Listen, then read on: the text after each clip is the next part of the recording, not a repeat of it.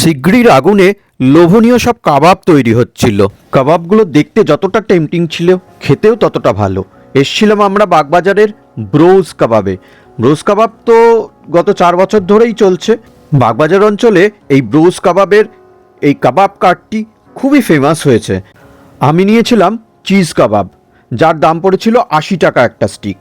আর দ্বীপের ছিল হলো পেশোয়ারি কাবাব, যেটা 70 টাকা। এখানে বেশিরভাগ কাবাবই 70 টাকা, এক্সেপ্ট চিজ কাবাব, যেটা 80 টাকা নেয়। দোকানটার লোকেশন বলি শুনুন। দোকানটা হলো বাগবাজার স্ট্রিটে নন্দলাল বোস লেনের ক্রসিংয়ে, পাশেই আছে বাগবাজার স্ট্রিট ইউনিয়ন ব্যাংকের ব্রাঞ্চ।